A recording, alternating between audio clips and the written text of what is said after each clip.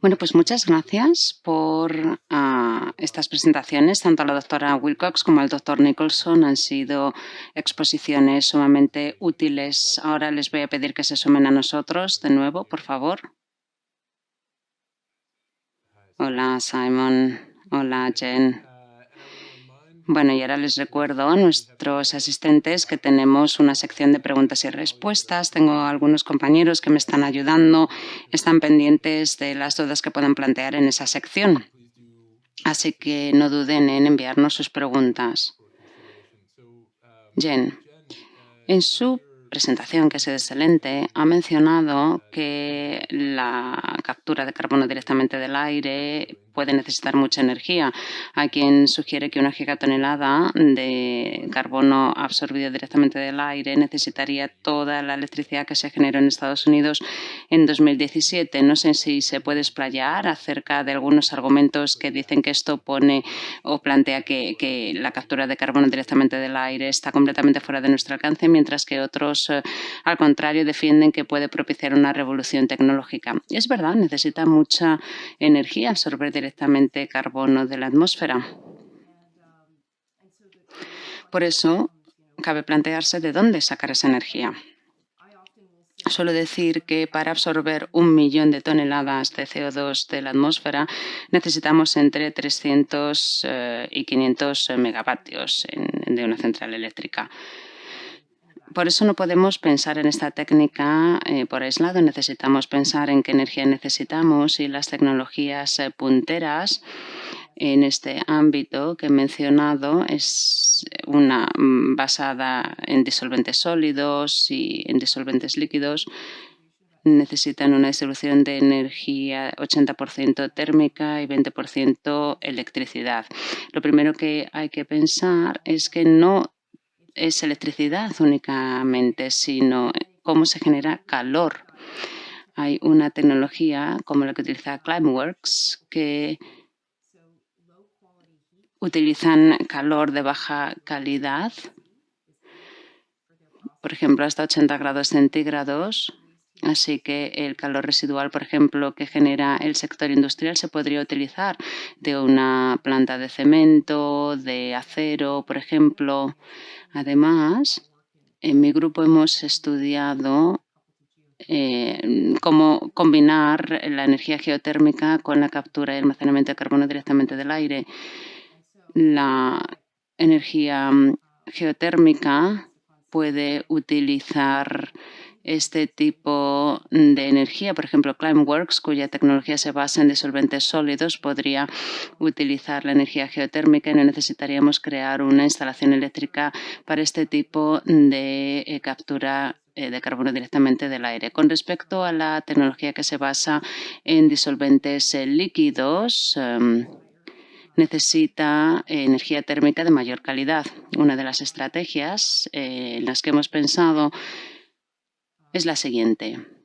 Para que no compita con recursos de bajo contenido de carbono y que se pueda desplazar a los combustibles fósiles, para evitar la competencia, lo que se podría hacer es lo siguiente. Imaginemos que el 90% de energía fuera renovable en el tendido eléctrico. Si lo hacemos, hemos de ser conscientes de que tenemos una infraestructura de gas natural que no se utilizaría. Tiene mucha capacidad, es relativamente nueva y va a existir como mínimo hasta mediados de siglo, en gran medida. Por eso una de las estrategias que nosotros hemos concebido es, imaginemos si pudiéramos combinar la captura de carbono directamente del aire con el gas natural para utilizar esas centrales eléctricas no solamente para completar el 10% que no se cubre con renovables, sino que se pudiera utilizar parte de esa capacidad para absorber carbono directamente del aire. De esa forma, esos activos, esos recursos se podrían utilizar para alimentar la captura de carbono directamente del aire. Y cuando se llegue al momento de desmantelamiento de esas infraestructuras, pues probablemente ya habremos recorrido una curva de aprendizaje muy importante con respecto a la captura de carbono directamente del aire, y entonces podríamos reevaluar la cartera energética que se necesitaría para esta actividad de forma que no compita con la penetración, por ejemplo, de renovables. Ese es el punto de partida que tenemos a día de hoy. Es decir, que no necesariamente tenemos que pensar en una lógica de competencia de recursos. Lo fundamental es apostar por la descarbonización, pero también podemos eliminar el carbono directamente de la atmósfera. Y como ha dicho Simon en su presentación, tenemos que pensar en la gobernanza para contar con un marco que nos permita llevar a cabo una transición que resulte justa. Es fundamental. Muchas gracias, Simon. Parte de su trabajo, del trabajo que se hace en su instituto y en las conversaciones que mantiene con la sociedad civil con respecto a la captura de carbono directamente del aire, el consumo energético es uno de los puntos recurrentes. ¿Cómo se aborda la naturaleza compleja de este asunto? Sí, es verdad. Hay gente que está estudiando el ciclo de vida, a ver cómo podría ser, para ver si se puede realmente cumplir la promesa de la captura de carbono directamente del aire. Desde el punto de vista de la sociedad civil, los motivos que les preocupan son más esenciales. Por ejemplo, que se esté prometiendo algo que no se puede lograr y que, entre tanto, distraiga de lo que sí necesitamos hacer. También aducen que la captura de carbono directamente del aire, si realmente se lleva a cabo, se haga a expensas de otras cosas. Por ejemplo, que se preste demasiada atención a la captura de carbono directamente del aire cuando realmente tenemos necesidades más perentorias y que, por tanto, no estemos definiendo lo que se tiene que hacer en estos momentos. Ese es el mensaje fundamental de la sociedad civil, que no podemos permitir que la captura de carbono directamente del aire u otras técnicas similares nos desvíe de la prioridad que es reducir emisiones. Por otro lado, lo que ha dicho Jane es cierto. Tenemos que pensar en trabajar juntos. No se trata de alternativas, se trata de cómo combinar todas estas opciones. Tenemos que velar porque la captura de carbono directamente del aire sea compatible con la revolución energética que necesitamos, con la necesidad de abandonar en la sociedad los combustibles fósiles, y por eso se tiene que construir una coalición, además, que trascienda lo meramente técnico. Si me lo permite, quisiera añadir algo. Me parece que es sumamente importante que seamos sinceros acerca de cómo lidiar con las emisiones, que son muy difíciles de evitar. La eliminación de carbono a día de hoy debería ser simplemente compensar las emisiones, que resulta harto complejo reducir. No se puede simplemente dar por sentado que se vaya a aplicar la eliminación de dióxido de carbono a mediados de siglo y que esto nos va a dar margen de maniobra para dejar de apostar por la descarbonización tan en gran medida. No puede ser, porque si eliminamos esa gran cantidad de dióxido de carbono, no nos puede servir esa gran cantidad de carbono absorbido para relajarnos o caer en la complacencia.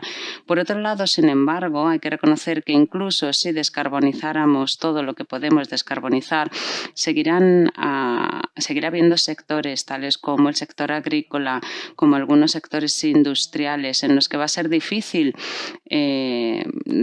reducir las emisiones. Por ejemplo, el sector de transporte también parte de ese sector, el sector aéreo, el transporte de mercancías por mar.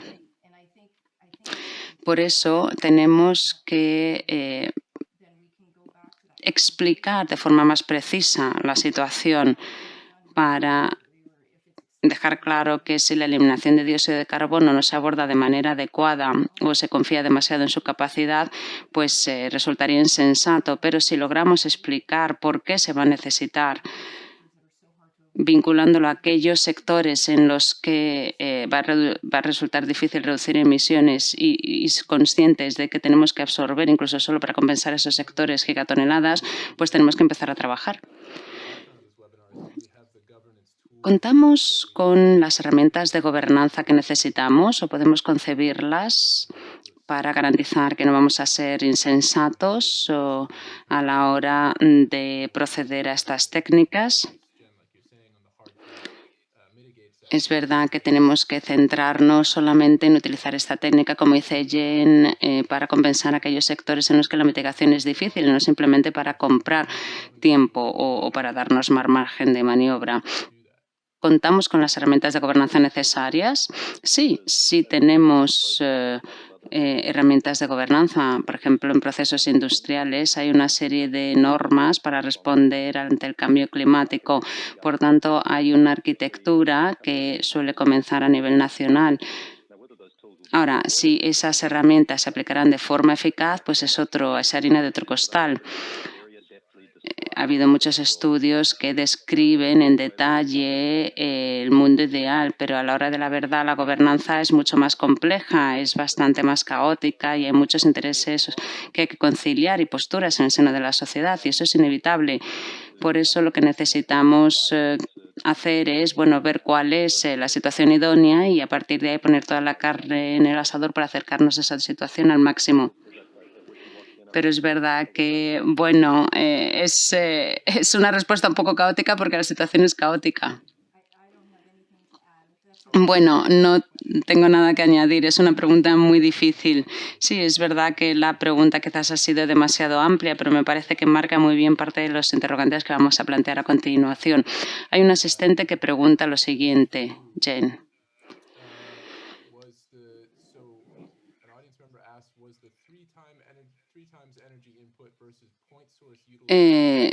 Es la contribución o el aporte de energía por 3 veces frente a la energía en la fuente. ¿Qué sería más eficaz con respecto a la captura de carbono directamente del aire? Bueno, todo lo que he explicado en mi presentación se basa en estudios en los que se combina la electricidad con energía térmica, es decir, se está teniendo en cuenta la menor cantidad de energía posible para hacer la separación. En el capítulo 1 de mi libro de texto están los cálculos, si alguien quiere adentrarse en ellos.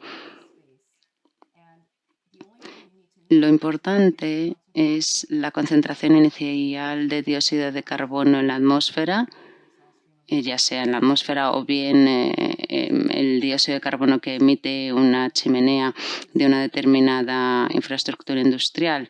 Y a partir de ahí se calcula lo que se necesita para ver, pues si se va a eliminar a través de una tubería o si se va a condensar en un camión, para lo cual se necesitaría una forma de condensarlo.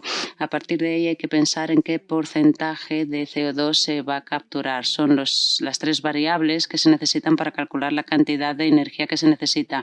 Y esa multiplicación por factor de 3 tiene que ver con la cantidad mínima de energía que se necesita para capturar dióxido de carbono de la atmósfera frente a lo que se necesita para capturar el dióxido de carbono que emite una planta industrial. Es decir, que es un cálculo que tiene que ver con la eficiencia de esta técnica. Hay una diferencia, o una distinción, mejor dicho, entre un proceso termodinámico, es decir, el mejor que se podría utilizar, frente a un proceso real, porque en un proceso real se pierde eficiencia y la segunda ley de la termodinámica tiene que ver con la eficiencia, que nos dice hasta qué punto el proceso puede ser adecuado y se suele perder 5% como mínimo, porque ¿cuál podría ser mejor? Es lo que pregunta el asistente. Bueno, 5-8% si se realiza directamente en la fuente de emisiones. Cuanto más gas se tenga que procesar, es difícil de perder eficiencia, pero hay mucho margen de mejora. Básicamente, a día de hoy, todos tienen el mismo grado de eficiencia. Hay otra pregunta acerca de la diferencia entre la captura de carbono directamente del aire y la captura y almacenamiento de carbono directamente en la fuente de emisión. Es decir, ¿cuáles son las ventajas de capturar carbono directamente del aire frente a la captura y almacenamiento de carbono directamente de la fuente? ¿No deberíamos apostar por este último o ya acaso hay un sistema de captura y almacenamiento de carbono en todas las fuentes emisoras? Jen. Bueno, esto me lleva a lo que decíamos antes. Es difícil dar una respuesta frente al clima. Ya no tenemos opción. Hay algunos sectores que necesitan descarbonizarse y también hay que absorber dióxido de carbono de la atmósfera. Es decir, que necesitamos ambas opciones. Si seguimos, por ejemplo, en Estados Unidos, aplicando instalaciones o creando instalaciones de gas natural, por ejemplo, si en China van a seguir construyendo centrales de carbón, pues que todos estos tipos de infraestructuras sean libres de carbono, es decir, que no emitan más, porque ya estamos en un momento en el que no nos podemos permitir emitir más dióxido de carbono en la atmósfera. Incluso si se pueden reformar plantas de generación eléctrica basadas en combustibles fósiles, es más barato que hacer infraestructuras de captura de carbono directamente del aire. Es decir, que necesitamos descarbonizar y capturar carbono directamente del aire no es ni más barato ni más fácil, pero es que ya no tenemos opción. Por eso, en la transición idónea tendríamos que hallar oportunidades para combinar, por ejemplo, la captura de carbono directamente del aire con calor residual a fin de que no compitamos con los esfuerzos de descarbonización, puesto que necesitamos ambas opciones. Bueno, no tengo mucho más que añadir. Es verdad que hay un componente, digamos, matemático que es por ejemplo, la captura y almacenamiento de carbono en las fuentes de emisión evita que se emita carbono, pero todavía tenemos una elevada concentración de carbono en la atmósfera que tenemos que resolver. Y para poder reducir la concentración de gases de efecto invernadero en la atmósfera, potencialmente necesitaremos infraestructuras de captura y absorción directamente del aire. La eliminación de dióxido de carbono se necesita, además de la compensación de emisiones y evitar emisiones. Es decir, que tenemos que reducir, en última instancia, la concentración de gases de efecto invernadero que tenemos en la atmósfera. Para eso necesitamos estas tecnologías. A eso es a lo que se refieren las emisiones negativas. No solo no emitir, sino reducir la concentración de estos gases que hay en la atmósfera. Un par de comentarios con respecto a la captura de carbono directamente del aire. Saber de dónde proviene el carbono y dónde va. ¿Nos puede explicar, por ejemplo, las complejidades que tienen que ver los sistemas de seguimiento y de verificación y de notificación en el marco del multilateralismo? ¿Y qué pasa? Muchas veces la captura, el carbono que se captura no se va a almacenar en el mismo país en el que se ha capturado, lo cual plantea ingentes desafíos. ¿Qué se puede hacer al respecto? En cierta manera, la cantidad de carbono que se captura o que se absorbe en una instalación de captura de carbono directamente del aire va a ser fácil de verificar y de notificar. Después, por ejemplo, es más fácil, por ejemplo, que calcular cuánto carbono se absorbe a través de la forestación y la reforestación. Hay países que están procediendo a forestación y reforestación y esto plantea un desafío en términos de cuantificación y notificación. El desafío fundamental es el típico en política climática, a saber que hay determinados países que tratarán de promover medidas que no son realmente las que se necesitan. Por ejemplo, las responsabilidades compartidas pero diferenciadas, que es un elemento fundamental del régimen climático, siguen aplicándose en la eliminación de dióxido de carbono. Así que la captura de carbono directamente del aire, por ejemplo, ¿qué pasa con el sur global? En el norte global podrán decir, bueno, pues vamos a pagar para que hagan este tipo de medidas en el sur y que puedan limpiar la porquería que nosotros hemos emitido. Y bueno, se pueden plantear cuestiones relacionadas con la equidad. la eliminación de dióxido de carbono, por ejemplo, basadas en el uso de la tierra, gestión de los suelos, captura y almacenamiento de carbono, bioenergía. Esto requiere grandes cantidades de tierra. La captura de carbono directamente del aire, sin embargo, sí que se puede llevar a cabo en países que son responsables de la contaminación, a diferencia de las otras opciones, que, como digo, requieren una superficie de tierra mucho mayor. Jen. Cuando absorbemos dióxido de carbono de la atmósfera, ya sea a través de captura directa o de bioenergía con captura y almacenamiento de carbono, tenemos que plantearnos qué hacer con el dióxido de carbono que hemos eliminado. Y se puede utilizar, por ejemplo, Climeworks utiliza enfoques que evitan que se reemita ese CO2 en la atmósfera. Si se va a aplicar un enfoque de emisiones negativas, tenemos que eliminar el dióxido de carbono de la atmósfera de manera permanente. Y, por tanto, hay que pensar dónde se va a poner ese CO2. Se puede mineralizar, por ejemplo, que es una técnica que está dando sus primeros pasos, provocar reacciones químicas con rocas alcalinas y el dióxido de carbono para mineralizarlo. Es algo que se está haciendo con Climeworks, pero también se puede inyectar en cuencas sedimentarias. Por ejemplo, en aquellas cuencas en las que se ha atrapado gas y petróleo. Estas formaciones geológicas, sin embargo, no se encuentran en todas partes, no están en todos los países y, desde luego, no se distribuyen de manera equitativa. Por lo tanto, puede haber oportunidades de establecer una planta de captura de carbono directamente del aire en una región, pero luego se puede tener que transportar por camión o por tubería a otro lugar donde se pueda almacenar. Y por eso hay otra serie de cuestiones que esto va a plantear. ¿Quién se lleva el crédito, por ejemplo, de carbono? O se puede dar la situación en la que uno tenga el almacenamiento y otro tenga los recursos para absorber dióxido de carbono directamente del aire. ¿Qué tipo de ingresos se van a generar para cada uno de esos países? En fin, son cuestiones que hay que dirimir. Hay una pregunta de otro asistente. ¿Cómo la captura de carbono directamente del aire y las preocupaciones que plantea pueden atajarse? ¿Cómo se puede utilizar el dióxido de carbono para poder emprender esta absorción y captura de almacenamiento directamente del aire, al menos en Estados Unidos? ¿Cómo se puede dar ese salto? Bueno, es algo en lo que suelo pensar muy a menudo y la verdad es que resulta difícil, es complicado.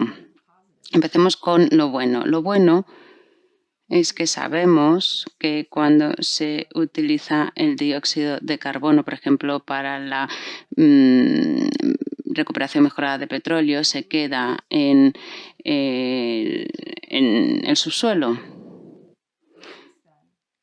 Y tenemos muchos años ya en los que se lleva haciendo esta actividad en Estados Unidos y no ha habido fugas. Sabemos que se puede llevar a cabo de manera segura.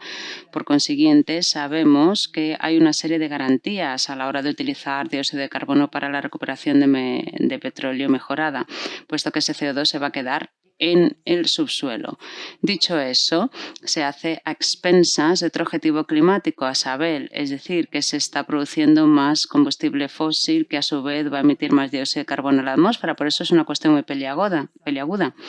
Otra cuestión espinosa tiene que ver con cuánto carbono está almacenado y cuánto se utiliza para recuperar petróleo. En este tipo de proyectos, por ejemplo, operan en un plazo de 20 años. A lo largo de ese ciclo de vida del proyecto, hay un método de recuperación de petróleo.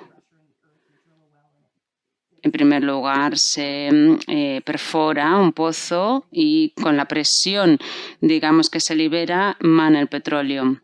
A partir de ahí se puede aplicar otro método aumentando la presión para que salga el petróleo a través de la inundación con agua. Después, cuando el petróleo está almacenado a mucha profundidad, se necesitan otro tipo de métodos y se puede tener un pozo petrolífero que va, digamos, a absorber petróleo y dióxido de carbono, aunque el dióxido de carbono se va a volver a inyectar en el suelo. Cada barril de petróleo se secuestra media tonelada de dióxido de carbono, pero bueno, ese petróleo se va a refinar, se va a transportar, se va a poner en un motor de combustión y va a volver a liberar dióxido de carbono en la atmósfera. Por tanto, en términos de contabilidad, ¿cuánto dióxido de carbono se tiene que poner en el subsuelo para tener un barril de petróleo? 1,6 toneladas. Eso es lo que se necesita de dióxido de carbono. Las matemáticas son claras. Ahora, cuando se estudia la escala a la que se aplica la recuperación mejorada de petróleo, se ve que apenas se utilizan 80 millones de dióxido de carbono en Estados Unidos, 72 millones de toneladas de dióxido de carbono se utilizan para esta actividad. Y gran parte de ese dióxido de carbono se extrae de la tierra a través de actividad minera. Así que al final hay, de la misma manera que tenemos reservorios de petróleo y de gas, tenemos reservorios de dióxido de carbono que se explotan para extraer dióxido de carbono y recuperar el petróleo en otro lugar. Por eso, las dificultades que plantea esta actividad en el sector petrolero es, en primer lugar, hay un mercado muy grande de dióxido de carbono, 65 millones de dióxido de carbono. Pero al final es una gota en el océano con respecto a lo que se necesita. Es decir, tenemos que ser realistas a la hora de saber cuál es la situación de la industria. Quizás el primer paso que podrían dar es dejar de extraer dióxido de carbono de la atmósfera y ser conscientes que tenemos mucho dióxido de carbono que estamos generando año tras año y quizás podríamos aprovechar ese dióxido de carbono que estamos emitiendo para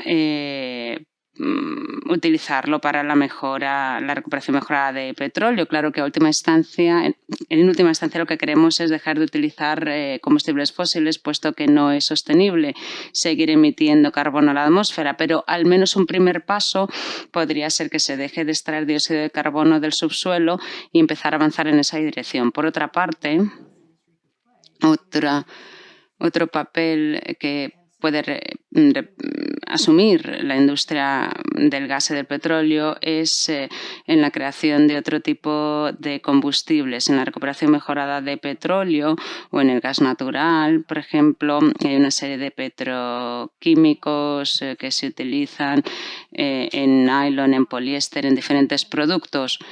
Pero también podemos utilizar el dióxido de carbono e hidrógeno verde para utilizar ese tipo de productos. Y gran parte de la experiencia, la inteligencia y la mano de obra se puede precisamente aprovechar del sector del gas y del petróleo. Es decir, que hay muchas formas en las que se puede acometer una transición que nos permitiría desvincularnos o dejar de depender de los combustibles fósiles y al mismo tiempo utilizar dióxido de carbono por algunos de estos procesos. Lamento haber dado una respuesta tan larga. No, ha sido una respuesta sumamente útil, así que muchas gracias. Sé que Simon ha trabajado al respecto también. ¿Es posible y concebible que se pueda aplicar a gran escala la captura de carbono directamente del aire sin que se utilice para la recuperación mejorada de petróleo en Estados Unidos y en otros lugares? ¿Se puede pensar en mercados que necesiten dióxido de carbono, por ejemplo, que no impliquen directamente a la industria del gas y del petróleo?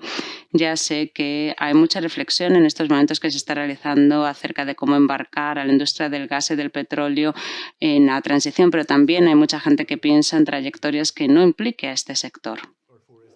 Simon. Bueno, la respuesta de Jen ha sido realmente extraordinaria y muy pormenorizada, porque no es algo que suela, digamos, plantearse de manera tan clara en este tipo de conversaciones, y creo que nos plantea un panorama muy exacto acerca de cómo podemos implicar o establecer relaciones con el sector del gas y del petróleo. El problema es que hasta el momento no han sido un actor creíble en lo que respecta al medio ambiente y al clima, y ese es el punto de partida, el argumento inicial que van a esgrimar los miembros de la sociedad civil. Lleva muchísimo tiempo diciendo que van a ser más ecológicos, más respetuosos con el medio ambiente, y no solamente el sector del gas y el petróleo, sino también, por ejemplo, el sector de la energía. Y la verdad es que todo eso ha acabado en palabras vacías. Cada vez ganan más dinero sin realmente avanzar hacia ninguna transición. Así que se necesita realmente implicar a estos protagonistas que necesitan ser parte integrante de la transición, y se necesita que rindan cuentas, se les tiene que poder exigir cuentas, no solamente para que no posterguen ningún tipo de medidas, sino para que sean los que lleven la voz cantante y propicien una transición. Es verdad que la captura de carbono directamente del aire va a ser difícil sin que impliquemos a la industria del gas y del petróleo, pero bueno, tenemos que hacerlo de manera muy cauta, aunque no podemos desaprovechar ya la experiencia y conocimiento técnico de que dispone este sector. Con respecto a la transición, es verdad que se puede acometer esa transición. Necesitamos almacenar gigatoneladas de carbono en la Tierra, y eso con el paso del tiempo se convierte precisamente en combustibles fósiles, así que tiene mucho sentido que volvamos a poner el dióxido de carbono de donde lo hemos sacado para empezar. Por ejemplo, en la costa del Golfo, en la cuenca pérmica, hay lugares en los que siguen recuperando petróleo y quizás no deberían hacerlo. Hay pozos de dióxido de carbono que deberían quedarse ahí, no debería extraerse más dióxido de carbono. Si los pozos ya se han excavado y la infraestructura ya existe, cabe plantearse una transición en la que estas empresas lleven a cabo proyectos que estén encaminados no a extraer dióxido de carbono de la tierra, sino a ponerlo de vuelta ahí. Por otro lado, se lleva extrayendo dióxido de carbono desde los 70. ¿Qué va a pasar con todos esos todas esas minas? Bueno, pues hay mucho hueco ya por el CO2 que se ha extraído, así que cabe pensar en volver a poner el dióxido de carbono ahí, precisamente del mismo lugar donde lo hemos extraído. Bueno, yo creo que esta industria tiene que desempeñar un papel. ¿Cómo? Pues no lo sé, quizás a través de políticas para que este sector pues tenga el incentivo de volver a inyectar dióxido de carbono a la atmósfera. Bueno, nos quedan apenas 3 minutos, pero si les parece bien voy a excederme un poco más del tiempo para responder a un par de preguntas. United Airlines anunció algo la semana pasada, su intención de bueno, pues implicarse en eliminación de dióxido de carbono para compensar sus emisiones. ¿Nos puedes explicar, Simon, qué es lo que anunciaron y si, bueno, cuál es la reflexión que podemos extraer de este tipo de dinámicas? Sí. Este anuncio tiene que ver con la estrategia de convertirse en neutrales en términos de carbono para 2050, lo cual es pues un compromiso muy agresivo por parte de una línea aérea. Lo que indican es que la neutralidad de carbono pues implica una inversión de millones de dólares en eliminación de dióxido de carbono.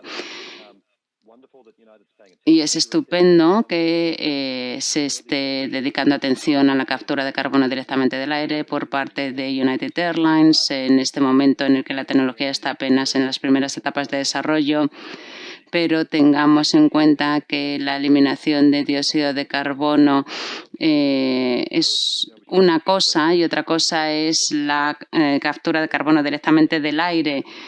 Entonces hay que tener claras cuáles son las diferencias. Una cosa es compensar y otra cosa es invertir para seguir reduciendo la concentración de dióxido de carbono de la atmósfera, si quieren ser neutrales en términos de carbono para 2050. Mi sensación es que si no han leído el libro de Simon, deberían hacerlo porque es muy interesante. Cuando una empresa realiza un compromiso semejante y reconoce, digamos, la necesidad de reducir carbono, pues hay inversiones, desde luego, que se realizan. Pero tenemos que reflexionar acerca de la transparencia.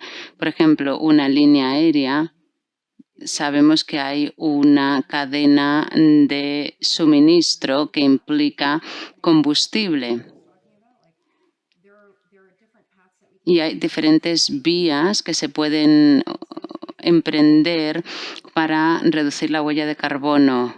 Uno, por ejemplo, si se quiere eliminar dióxido de carbono a través de reacciones con hidrógeno, se puede utilizar de nuevo en combustible, pero de ser así, ¿de dónde vamos a sacar la energía para la electrólisis, por ejemplo, del hidrógeno? ¿De dónde se va a sacar esa energía para convertir este dióxido de carbono también en combustible? Porque el dióxido de carbono no es especialmente reactivo. Otra opción sería servirse de la captura de carbono directamente del aire para compensar las emisiones que liberan. Y entonces habría que ser muy cautos porque el enfoque actual del proyecto en la cuenca pérmica, pues ya sabemos que se está sacando el dióxido de carbono para la recuperación mejorada de petróleo, con lo cual al final pues no se están logrando muchos resultados. Estaría bien que se mejorara el proceso y que sumaran esfuerzos con United. Una tercera opción es si queremos, si necesitamos 1,6 si se pone en el subsuelo 1,6 toneladas de carbono por barril de petróleo, estamos siendo neutrales en términos de carbono. Pero el problema es que la industria, tal y como está en la actualidad, depende en gran medida de la minería de dióxido de carbono directamente de la tierra. No quiero tener una actitud negativa. A mí me parece muy bien que se invierta en la captura de carbono directamente del aire, puesto que se necesita. Es una herramienta que necesitaremos, pero lo que no quiero es que se hagan simplemente anuncios de relaciones públicos, de comunicación, para pensar que todos tenemos los mismos objetivos y que realmente no avancemos hacia su consecución. Necesitamos pasar de las palabras a los hechos y no podemos permitir que este tipo de técnicas sea una excusa para que no reduzcan emisiones. Muchísimas gracias. Bueno,